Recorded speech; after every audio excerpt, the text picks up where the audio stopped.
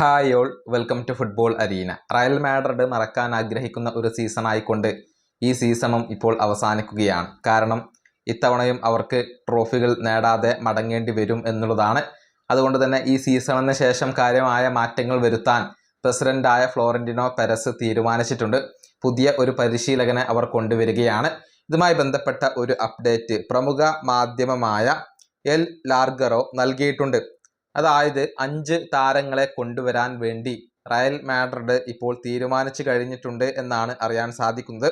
അതിലൊന്ന് എൻട്രിക്കാണ്. ബ്രസീലിയൻ താരമായ എൻട്രിക്കിനെ മടക്കി കൊണ്ടുവരും.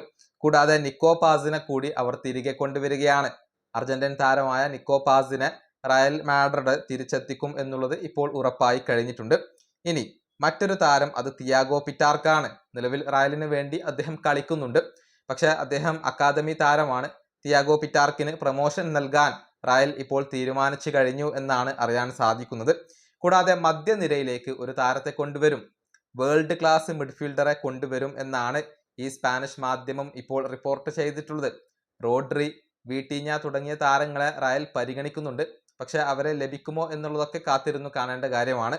ഏതായാലും മധ്യനിരയിലേക്ക് ഒരു വേൾഡ് ക്ലാസ് മിഡ്ഫീൽഡറെ കൊണ്ടുവരാൻ വേണ്ടി റയൽ ഇപ്പോൾ തീരുമാനിച്ചിട്ടുണ്ട്. കൂടാതെ വേൾഡ് ക്ലാസ് CBയെ കൂടി റയൽ എത്തിക്കും എന്നാണ് അറിയാൻ സാധിക്കുന്നത്. അതായത് സെന്റർ ബാക്ക് പൊസിഷനിലേക്ക് മികച്ച ഒരു താരത്തെ റയൽ കൊണ്ടുവരും എന്നുള്ളത് ഇപ്പോൾ ഉറപ്പായി കഴിഞ്ഞിട്ടുണ്ട്.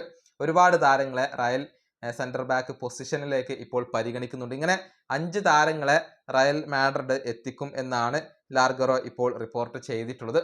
ഏതായാലും പുതിയ ഒരു പരിശീലകനെ അവർക്ക് ആദ്യം നിയമിക്കേണ്ടതുണ്ട്. അതിനുശേഷമാണ് ഏതൊക്കെ താരങ്ങളെ കൊണ്ടുവരും എന്ന കാര്യത്തിലൊരു അന്തിമ തീരുമാനം റയൽ എടുക്കുക. ഈ വീഡിയോ അവസാനിപ്പിക്കുന്നു. അടുത്തൊരു വീണ്ടും കാണാം.